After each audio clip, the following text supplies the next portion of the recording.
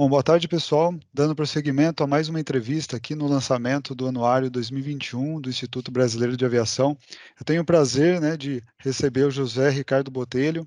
O Ricardo é CEO da Alta, né, e já foi presidente da ANAC. E é um prazer muito grande ter você hoje aqui, Ricardo, para conversar com a gente, né, nesse evento tão importante para a gente. Bom, muito obrigado, Rafael. Bom dia a todos. Na verdade, é um grande prazer para a Alta estar aqui, né? E especificamente para mim, como brasileiro, poder estar aqui com vocês para esse bate-papo. Eu não sei se vocês conhecem, mas se vocês me permitem falar um pouco da Alta, nós somos a Associação Latino-Americana de Transporte Aéreo, né? De toda a América Latina e do Caribe. Somos, na verdade, o que nós consideramos a voz da indústria em toda essa região, né? Junto com diversos parceiros. E a Alta, ela não trabalha apenas com as companhias aéreas, então nós temos todas as cadeias, né, que envolvem, então todos os suppliers, os consultores ligados à aviação. Isso é muito importante, porque como a gente vai falar aqui, como a Alta trabalha através de comitês, isso é muito importante para que você possa efetivamente ter a indústria de uma maneira uniforme, sentada, para discutir os temas que dizem respeito não só apenas à indústria, mas muitas vezes tem uma importância fundamental na regulação junto com os governos. Então, a gente Sim, trabalha com tudo isso. Então, mais uma vez, muito obrigado pela possibilidade de estar aqui com vocês e parabéns aí pela iniciativa. que ótimo. Não, ter a sua presença aqui vai engrandecer muito o nosso lançamento, né, e um anuário que, né, como a gente estava conversando, eu achei muito importante para a aviação, né, então ter pessoas como vocês aqui para engrandecer esse lançamento é muito bom. Mas vamos lá, né, começar um pouco, conversar sobre o nosso momento, né, e a gente não pode, né, na aviação não pode deixar de falar do momento que a gente está passando, né, do Covid, né, das preocupações que a gente está tendo em número de voos e tudo mais, só que sempre tem um lado bom para isso, né, Ricardo? Por mais que a gente tenha tido resultado de uma queda, né, no número de voos e todo o impacto na cadeia, teve alguns pontos positivos, né? Como é que você vê isso, né? Tiveram algumas vitórias no desenvolvimento, né, nesse período, né, para a aviação e para tudo Sim, a sim. cadeia? Olha, é uma pergunta interessante, né? Eu costumo dizer que no momento em que você está na parte mais escura da noite, né? Uhum, Que era justamente aquele momento do ápice da pandemia, né? Eu digo que esse momento em que é o momento mais escuro da noite é também o momento em que você está mais perto do amanhecer do dia. exato. Então, efetivamente, a gente teve que encontrar uma maneira, a indústria como um todo teve que se superar. E eu diria um pouco mais, não só a indústria, mas porque a gente fala de aviação, e a aviação é uma coisa um tanto quanto sistêmica, né? Uhum, Ela não é apenas intra-país, mas também extra-país. E várias coisas aconteceram. Eu costumo dizer que em 20 e tantos anos de serviço público, né, muitos desses anos trabalhando com aviação, depois assim na iniciativa privada, foi a primeira vez que eu vi efetivamente indústria, a indústria como um todo unida tentando buscar uma saída e o governo como um todo tentando buscar uma saída. Parecia uhum. a sensação que você tem é aqueles cavaleiros da Távola Redonda, em que todos estão sentados, né? E tentando encontrar uma saída, porque Exato. imagine uma região, a gente na Alta, né? A Alta ela lida com toda a América Latina e o Caribe. Diferentemente de outros continentes, por exemplo, o continente europeu, que você tem linhas férreas, né? Que as distâncias não são tão longas de um local para o outro, você tem a América Latina e o Caribe, onde você não tem as estradas necessárias, você tem muitas ilhas, você precisa Uhum, da conectividade. E a aviação é fundamental, inclusive para entregar a sim. vacina. E aí, quando toda essa indústria se une, você tem o primeiro documento lá atrás, um documento chamado CART, que foi feito pela OAS, que já estabelecia alguns protocolos. Isso foi feito em conjunto, indústria, né, e governo, no caso da OAS, porque ali estão todos os representantes dos governos. Quando isso surge, e aí a gente está ali no início, né, da pandemia, ali por março do ano passado, onde a aviação começa, tinha uma projeção de Sim, de crescimento alta, né? acelerada, né? Você vê a aviação realmente apontar para baixo, inclusive ficar no solo, a tecnologia começa a desenvolver, né? Então, não só essa tecnologia nossa do dia a dia que a gente está lidando aqui, então você tem Teams, Zoom, Webex, tantas outras para você poder trabalhar e manter a indústria viva home office, Uhum, mas a Alta, ela liderou um processo muito forte, porque a gente via o seguinte, as pessoas que queriam viajar e que estavam viajando, elas começaram a perceber a necessidade do distanciamento social. A tecnologia touchless era mais importante do que nunca, e a aviação ela tinha uma projeção da tecnologia touchless nos aeroportos, por exemplo, né? Ou até no momento do embarque, que não era para agora, ou não era tão rápido, né? Como foi. Exato. E tudo isso aconteceu em um De ano. Hoje eu imediato, né? de imediato, olha, eu fiz uma viagem para a Grécia, a Nicole está aí de prova, né? Que está aqui a nossa diretora de Relações Públicas também. Eu fiz e comunicação, eu fiz uma viagem para a Grécia e eu fui fotografando, step by step, né? Praticamente touchless, né? Eu com o meu QR Code, Uhum. né? Consegui acessar e praticamente cheguei a Tinha Atenas lá. para uma reunião de uma associação, que era a Hermes, sem isso. Então você tem esse desenvolvimento tecnológico que foi muito importante. Mas ainda temos muito a caminhar. A gente tem trabalhado muito com o governo sobre a questão, por exemplo, nós precisamos uniformizar procedimento na América Latina e no Caribe, né? Uhum. E isso é muito importante para que as pessoas regressem, né? O Brasil caminhou muito bem, por exemplo, com o Conect SUS, que já emite o QR Code, certificado de vacinação digital. E a gente agora tem trabalhado para tentar fazer com que os governos na região utilizem Uhum. um procedimento único, né? Sim, Que aceitem o padronizar. PCR, que não haja discriminação por vacina, que aceite esse documento, porque a gente aceita, né, a carteira de vacinação por febre amarela, que é em papel. E você tem um documento de vacinação do Covid, que é uma tecnologia que avançou a 1.000 por hora. O Brasil está muito à frente de muitos países, pode liderar esse processo e a gente tem trabalhado isso muito com o governo.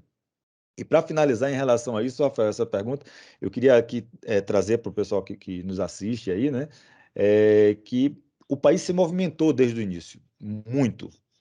Em vários países nós tivemos assim a manutenção dos céus abertos, né, para que as pessoas pudessem viajar. O Brasil trabalhou muito bem, não só ajudando a indústria, mas de uma maneira geral. Você tem aí a participação da ANAC mudando regulação para permitir, inclusive, cargas em aeronaves de passageiro, para permitir a questão da renovação, né, das certificações. Você teve a SAC trabalhando para mudar algumas coisas relacionadas à política pública com medida provisória. Você teve o DECEA, do Ministério da Defesa, trabalhando para fazer o diferimento, né, da, da, de algumas questões econômicas necessárias. Ou seja, você vê aí realmente aquilo que eu falei desde o início, eram os cavaleiros aí da Távola Uhum. Redonda, todos sentados, a indústria Tomando a trazendo a decisão. demanda, tomando a decisão. Então eu vejo assim, se você me perguntar o que nós vemos, eu diria que o que nós vimos, né? Eu diria que nós passamos efetivamente daquele momento em que é o período mais escuro da noite e você se aproxima do amanhecer. Então, ali, Sim. e é nesse momento aí que nós estamos. Ainda tem um caminho longo, né? Porque o vírus, a gente achava que a recuperação ia ser em V, depois em W, hoje eu já digo, olha, vai ser randômico, Vai ser em porque cada picos. variável é exatamente. Mas a gente Sim. tem caminhado muito bem por aí. Sim, não, com certeza. E quando a gente olha, né, complementando, acho que até o que você trouxe, muito bonito aí, o mercado da aviação, ele sempre foi pioneiro em tecnologia, em trazer coisas novas, né? Já é intrínseco do mercado de É, aviação, né? Não só aqui no Brasil, como lá fora, né? é, Seja pela segurança da aviação, né? Seja pela tecnologia embarcada dentro dos exato. aviões, né?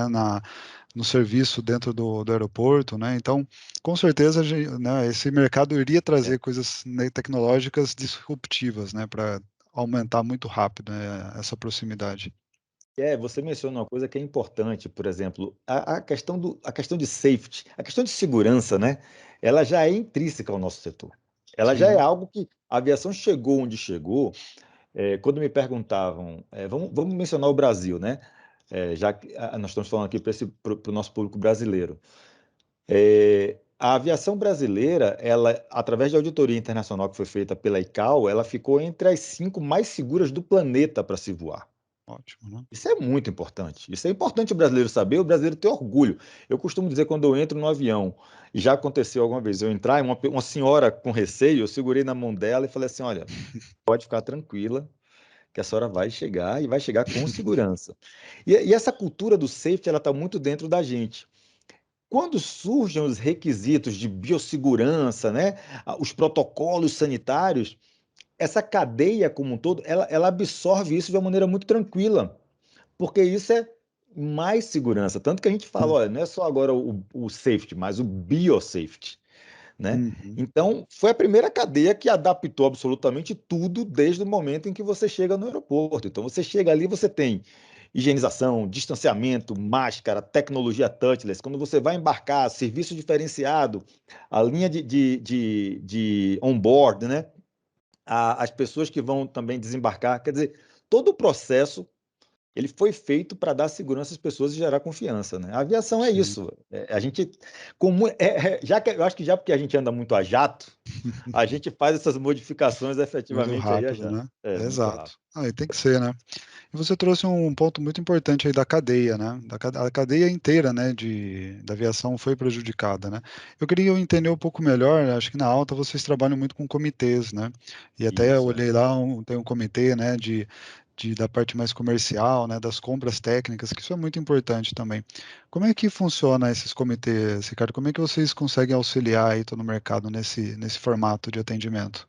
Olha, Rafael, quando tudo isso começou, e foi justamente o período em que eu cheguei na alta, né? Porque eu estava saindo, cumprindo a quarentena e tal, e o momento em que eu pude assumir a alta foi mais ou menos quando você estava aí nesse período muito forte. Então, não dava tempo da gente falar assim, por que isso está acontecendo, né? Como uma associação cujo objetivo é o desenvolvimento da indústria, integrar a indústria e entregar para a sociedade e para a indústria um desenvolvimento, não dava tempo da gente perguntar por que isso está acontecendo. A única pergunta que nós podíamos fazer como associação era como nós vamos passar por isso. Então a questão é, não é por que eu estou passando por isso, a questão era como nós vamos passar por isso, Uhum. porque essa Sim, onda é uma realidade, essa sim, é um parede fato, né? está aí na frente, sim. E aí, a alta, o que acontece? Nós temos diversos comitês. Nós trabalhamos, como eu disse aqui no início, através muito de comitês. Nós temos uma agenda, que funcionaria como se fosse uma agenda regulatória, né? Mas nós temos diversos comitês. Então, a gente tem o comitê de combustível, que lida com todas as questões relacionadas a combustível, a CORSIA, né? Nós temos o comitê de meio ambiente, que trabalha com as questões relacionadas a SAF, ligadas muito à ICAO. Nós temos o comitê do Legal, que é para regulação. Nós temos esse comitê de compra. Temos o comitê de fraude. Ou seja, são vários comitês. E a maneira como a Alta viu de ajudar a indústria, ajudar a seus membros e interagir com os governos foi, olha, vamos ativar mais que nunca todos esses comitês. E aí nós começamos a trabalhar junto com todo mundo, chamando as pessoas toda vez que você vê um problema de um mundo, alguma regulação ela está fora do padrão e está distorcendo o mercado, principalmente no momento de pandemia, você puxa para dentro de um comitê. Quando você vê a indústria dizendo assim, olha, a gente tem condições de diminuir a emissão de carbono, embora a aviação ela emita apenas 3% de toda a questão de carbono do planeta. Mas a indústria Uhum. é muito comprometida com isso. Então você puxa o representante de SAF, você puxa o representante de combustível fóssil, você puxa todo mundo para poder discutir e ver como é que você melhora. Este comitê que você menciona, né, que é o nosso comitê de compras, por exemplo, ele é um comitê extremamente ligado com a indústria e ele possui um dos eventos dentro dele, ele possui um dos eventos que é um dos maiores nessa área e um dos mais antigos na América Latina e no Caribe, que se chama CCMA MRO, que é justamente o quê?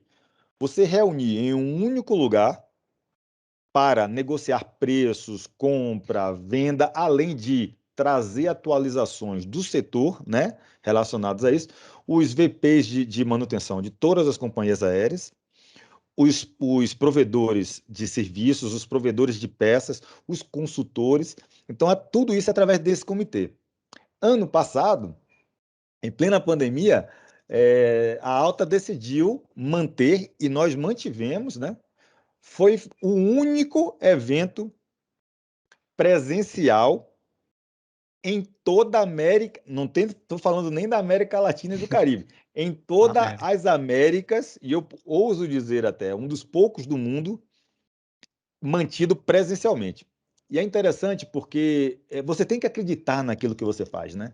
As pessoas ligavam e falavam assim, mas vocês têm que cancelar, porque como é que vocês vão fazer isso? Eu disse, olha, deixa eu falar uma coisa para vocês. Nós, como Alta, como associação e as outras associações também, nós acreditamos nos protocolos que nós temos. Foram feitos protocolos que não foram feitos à deriva, foi feito um protocolo, como eu Sim, falei aqui, junto com o governo, tudo isso. E nós tínhamos o México aberto, o espaço era do México aberto, e aí nós levamos o evento para lá, e aí você já imagina o gigantismo que foi para estabelecer protocolos, né, presenciais de segurança. de segurança.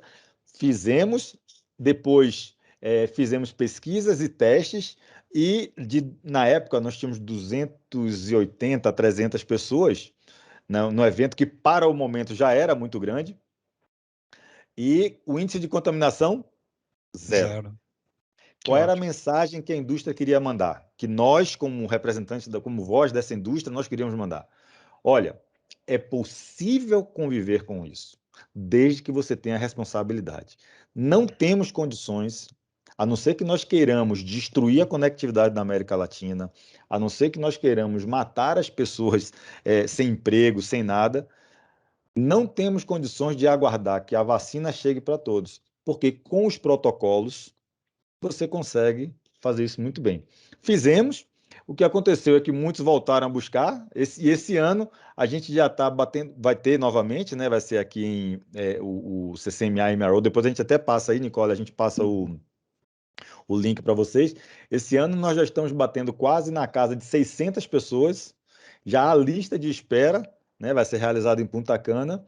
E é um evento onde você já tem mais de 70 aerolíneas comprometidas em participar. Quer dizer, é um evento gigante que mostra que a indústria está retornando e retornando com confiança, né? Sim, não, com certeza, né. E aí o que você trouxe, né, é a adaptação também, né, que a gente conversou na primeira pergunta, né. Você foi lá, Exato. né, você mesmo, foi um estudo, né, responsabilidade, adaptação, né. Acho que se a gente É. fizer dentro da adaptação do que é responsável, a gente consegue fazer as coisas, né. A gente tem que aprender a conviver com isso. Essa situação ela estará aí por muitos e muitos anos. Acho que como seres humanos, né? Eu gosto muito de mencionar aquele livro do Yuval, que é o Sapiens, que vale a pena Sim. ler. Eu gosto de mencionar porque ele fala muito da capacidade nossa de adaptação como espécie. Uhum. Então, por exemplo, se você parar para pensar, uma vacina regular, ela dura em torno de 10 a 15 anos. Como espécie, como nós nos sentimos ameaçados como espécie, em um ano nós A colocamos gente não quantas colocou. vacinas aí, Nossa, uma né? dúzia quase. E vamos aprendendo aí com todos os protocolos. Então a gente vai ter que conviver com isso para Sim. manter as pessoas cuidando da vida, né? Participando da vida. Sim, isso desafia cada vez mais as pessoas, né, desafia o Sim, mercado sim, de aviação a se adaptar, a ciência a criar mais rápido, né, isso sim, faz evoluir. Falando em evolução, a gente estava até conversando, né, de como está retomando, né, o Brasil vem retomando aos poucos, né, até nos números que a gente vai divulgar no anuário, a gente vê, né, que a aviação geral, né, recuperou muito rápido, né, sim, sim, sim. na pandemia. A aviação comercial teve uma boa recuperada no ano passado, nesse ano aqui vem recuperando cada vez mais. Como é que está o seu sentimento em relação à recuperação até os patamares, né, pré-pandemia? Isso vai ser uma realidade em breve para a gente? Como é que está a sua visão em relação a isso? Olha, se você a nível regional, né, América Latina e Caribe, eu Uhum, diria que isso vai variar, tem muitas variáveis aí por dentro, né? sim, Por exemplo, em países que são da região do Caribe, a tendência é que voos domésticos demorem mais e voos internacionais, pela proximidade com um imenso mercado, que é o mercado uhum, americano, né? Ele se desenvolva com maior rapidez. Mas se a gente traz para o lado do Brasil, você vai ver o quê? O Brasil acertou, né? As autoridades brasileiras acertaram, trabalharam junto com a indústria, aceitaram os argumentos. Brasil, México, por exemplo, não fecharam o espaço aéreo. E se você considerar o seguinte, a América Latina e o Caribe, ela tem em torno de 550 milhões de habitantes. Só o Brasil tem 210, o México tem 145, né? Se você Uhum. pegar os americanos, são mais da América, né? Mas não da América Latina, mas da América, você tem mais 330 milhões. 300. Exato. Então você tem aí uma população muito grande fazendo um circuito interno. O Brasil, como ele manteve aberto, é, o que é que você vê? Você vê aquela grande massa de pessoas que antes, inclusive, viajava para fora, né? Passando a viajar dentro do país, né? E aí você tem um retorno muito mais rápido da aviação doméstica, né? Hum. Ela é uma situação interessante porque ela é praticamente inversamente proporcional à questão dos picos do vírus. Então, por exemplo, a partir do momento que você tem a vacina e tal, mas vem uma variável, e essa variável aumenta o número de casos, as pessoas tendem a ter medo e recuam um pouco. Aí Uhum. você Sim, diminui, cai um pouco. cai um pouco. Quando você tem o inverso, as pessoas retornam, até porque as Uhum. pessoas querem sair. A gente sabe, o país Sim, tem um potencial turístico maravilhoso. O Ministério do continental. Turismo tem feito um trabalho muito forte para mostrar aos brasileiros essa importância, né? O ministro Gilson Uhum. tem realmente feito esse trabalho. E o que você vê aí é o seguinte: o desenvolvimento. Eu acredito que o voo, o retorno da aviação regular doméstica brasileira primeiro trimestre do ano passado, do ano que vem, desculpe, você já deve estar com os níveis de 2019, né? Uhum. Agora, o voo comercial vai demorar mais porque você ainda tem a impossibilidade de viagens de brasileiros para os principais mercados, por exemplo, Estados Unidos, Argentina. Então, isso impacta demais o voo internacional. A Europa também está fechada, né, para brasileiros, com raras Exato. exceções. Uhum. Então, agora, tudo isso vai depender do quê? À medida que a vacina avança, e que a gente consegue protocolos uniformes, e a Alta tem trabalhado muito com isso, por exemplo, que o SUS, o Conect SUS seja aceito, você tem o retorno que as pessoas querem sair, né? As pessoas querem Sim. viajar neste momento muito próximo de casa, porque se você precisar de alguma coisa, você consegue retornar para ser Voltar. atendido pelo médico da família, essas coisas. Uhum. Já o caso da aviação geral foi muito boa. Eu costumo dizer que a 121 ela é gigante, né? Tudo aquilo. Mas desde a época do meu período aí na ANAC, eu sempre dizia que a aviação geral ela ela está para a aviação como o manguezal está para o oceano. A vida no oceano, né? Ela depende do manguezal. É ali que surge Muito bom. tudo, né? Uhum. No caso da aviação, exatamente, ali surgem os primeiros pilotos, é aquela turma que está no meio do Brasil que o brasileiro não conhece. Então você pega a Rima rodando pelo norte do Brasil, fazendo um trabalho gigante. Você pega a Baeté também rodando. Você pega diversas outras rodando por aí em lugares onde muitos não chegam e sequer muitos sabem que existem, né? Sim, Então essa exato. aviação é extremamente importante. E foi ela que manteve, em muitos pontos, o Brasil Uhum. oxigenado, na UTI, mas oxigenado. Sim. Não porque havia restrição, mas porque a população estava com receio, né? E aí a demanda diminuiu bruscamente. Mas essa turma, a turma da aviação geral aí tá de parabéns pelo trabalho que foi feito. Sim. E o que a gente sente é que agora, né, porque antes, a aviação geral, ela não é que não era muito conhecida, né, mas era menos utilizada até mesmo por mais civis, né. O aumento do Sim, táxi aéreo, né, o sim, pessoal utilizando mais, né, acho que você até comentou algumas mudanças que foram feitas justamente para o táxi aéreo, né, para a aviação executiva ficar mais flexível para poder atender essas exato. regiões que só a aviação e acho que isso vai continuar como uma tendência, né. Acho que Sim, muita gente sim, vai sim. continuar utilizando, então acho que veio para ficar realmente. Olha, meu sonho sempre foi. Eu morei fora, né? Eu tive a honra de representar o Brasil durante 2 anos e meio na ICAO, né? Na Uhum. delegação brasileira lá fora. E eu olhava países continentais. Você olha o Canadá tem 34 milhões de habitantes. O Canadá. E vivendo na fronteira dos Estados Unidos. Isso basicamente é a população de São Paulo, Sim, num tá? continente praticamente, né, que o Canadá é um Imagine, um território enorme. continente. Você tem os americanos com 330 milhões de habitantes e transportam em torno de 1 bilhão de passageiros. E o que você vê? Você pode olhar que você para em um aeroporto desses países, você vê o feeder. Quando eu voltei e fui convidado para entrar na ANAC, o meu sonho, e aí eu tive a colaboração muito forte dos membros do colegiado, né? Nós éramos muito unidos. O meu sonho era abrir o mercado justamente para que você pudesse fazer das pequenas feeders da grande, entende? Uhum. Porque você não precisa de aeroportos gigantes em todos os lugares do Brasil. Você precisa de aeroportos funcionais Sim. em vários lugares do Brasil, porque o pequeno ele pode alimentar as Uhum. companhias grandes através de parcerias. Aliás, Rafael, se você me permite, é por causa disso que a gente tem trabalhado muito fortemente com um programa chamado Programa ISA de segurança, né? Uhum. Que a ideia, que é uma parceria nossa com a IATA, qual é a ideia? É você trazer essas empresas para um nível de segurança onde você possa fazer acordos de code share, acordos para alimentar as 121 que tem IOSA, né? Então nós Uhum. temos hoje das 10, se eu não me engano, existentes na América Latina e no Caribe, oito, sete ou oito são membros da Alta, e a ideia é justamente para que eles sirvam de feeder, né? A gente tem dado todo o suporte nisso. Ah, que ótimo. Isso é muito importante, né? E acho que vinca com o que até ia comentar com você agora, né? Sobre os investimentos que o Brasil tem feito, até mesmo nos aeródromos, né, nos aeroportos, né? A gente finalizou agora o sexto leilão, né? Já deve estar começando os levantamentos para o sétimo leilão, que são vários aeroportos, né?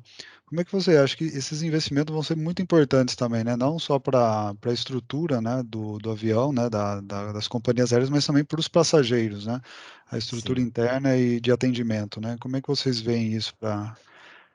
Ó, eu costumo dizer o seguinte, o, eu sempre fui a favor da concorrência, né? Toda a concorrência ela é benéfica, sempre vai ser, né? Uhum. É uma concorrência salutar, não falo nada predatório, mas uma concorrência salutar, com regras claras, né? E o Brasil, no que diz respeito às concessões, o Brasil tem demonstrado um amadurecimento muito grande.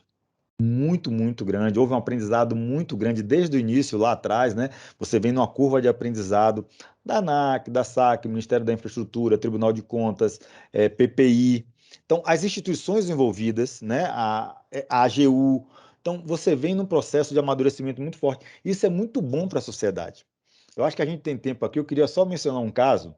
À Eu tinha vontade. concedido, a gente tinha concedido o aeroporto de Brasília, que já estava em reforma, né? Onde eu moro. Meus pais moram na Bahia, a Bahia ainda não tinha feito a concessão do aeroporto, então meus pais estavam acostumados com aquele aeroporto ainda menor, aquela coisa. E meus pais vieram me visitar aqui em Brasília.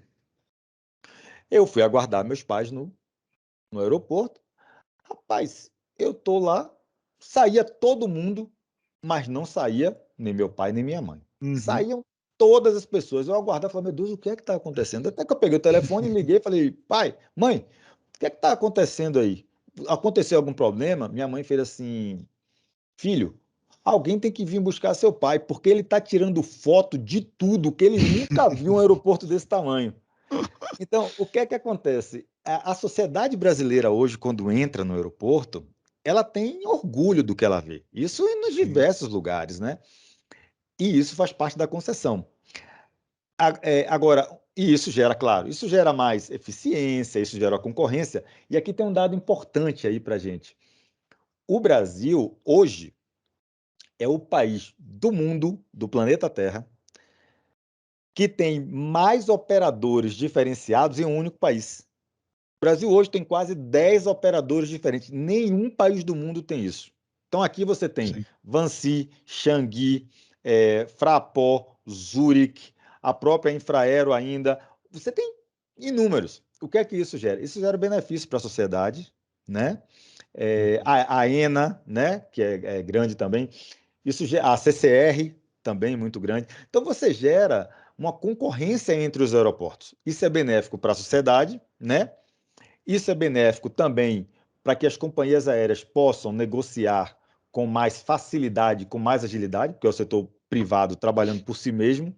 Agora, o mais importante disso é a estabilidade que você tem nesses contratos para dar segurança jurídica e também a regulação, né? Uma regulação que não entra mais na vida do concessionário. É uma regulação que ela observa e se e vai verificando as benesses em relação à população como um todo. Se houver necessidade, o órgão regulador entra para resolver a problemática entre os aeroportos e as companhias aéreas. Muito há por se fazer ainda, mas eu acho que nas próximas o Brasil continua sendo interessante, por quê? Porque há uma liquidez no planeta como um todo. Uhum, Como eu disse, esses contratos eles são seguros, né? A maneira como ele é feito, a maneira como ele é mantido, a maneira como ele é defendido. Então, há uma participação muito grande, há uma transparência muito grande. Eu acho que eu vejo sempre como um benchmark muito, muito interessante. uhum, sim, muito legal. E você, né, o que você trouxe é muito interessante, que realmente, né, trazendo um pouco do seu pai aí, né, que tirou foto do aeroporto, a viagem começa no aeroporto, né? Então, é a Ah, experiência, né, do viajante, né, do passageiro. Então, eu falo porque quando eu fui viajar, né, de avião a primeira vez, foi a mesma coisa, né? Para quem quer, para quem está começando a entrar em viagens de avião, que acho que é boa parte do brasileiro ainda, né? Acho que o brasileiro não teve a exato, oportunidade de viajar de avião. Né? exato. Quando vê um aeroporto, né, aqueles prédios gigantes, né? Eu tenho de Campinas aqui perto da onde a gente mora, é magnífico, né? Então, realmente, né? Se a É, gente conseguir aumentar essa estrutura, aí a demanda deve puxar, porque o pessoal vai ficar cada vez mais é, acolhedor no ambiente. Rafael, eu sempre trabalhei muito, como eu te disse, né? Eu me recordo, eu estudava história ainda, quando você vê você começa a estudar o iluminismo e tal, e aí você vê aquela questão do laissez-faire. Eu Uhum, sempre achei que o Estado, né, qualquer Estado, ele precisa dar as garantias para que a iniciativa privada possa fazer. O Estado, em raras exceções, ele precisa fazer. Por exemplo, segurança pública, ele tem que estar presente. Saúde, ele tem que estar em vários pontos. Mas nesse nosso mundo, o Estado ele pode fazer uma regulação onde ele observa e só interfere quando há extrema necessidade. Por quê? Porque é um setor extremamente vocacionado para a eficiência, né? E é uma coisa que atrai. Olha, eu era menino, eu não tinha condições de voar na época, né? Eram poucas empresas no Brasil, eu não tinha condições. Mas qual era o meu sábado e domingo com meus pais? Ir para o aeroporto, né? Você ia para o aeroporto para você ver o avião. Você começa a namorar, onde é que está o seu passeio romântico? Você ia ver o pôr do sol onde? Perto do no aeroporto aeroporto. para ver uma aeronave pousar. Então, a aviação, ela é isso. Até hoje você se encanta. Quem entra no A380, por exemplo, nossa, você olha e fala, meu Deus, você entra no 777, meu Deus, o que é isso, Uhum, né? Você atravessa o Atlântico, você olha o mapa, você diz, meu Deus, como é possível isso, sim. né? Como o mundo ficou Então, pequeno, né? ficou minúsculo, o mundo virou uma vila, Hum, né? O mundo virou uma sim, vila. Então, a aviação, ela traz essa paixão. E eu concordo sim. contigo, se você chegar, por exemplo, quando você fala assim, pô, o aeroporto começa, a viagem começa no aeroporto, né? Eu te digo que, imagine, você chega em Singapura, por exemplo, que eles têm lá o aeroporto, né, o Pearl, como eles chamam. Meu Deus, eles têm uma pérola dentro do aeroporto. É uma coisa de outro planeta, o aeroporto, né? Uhum. Você chega nos Emirados Árabes, em Dubai, os aeroportos são imensos.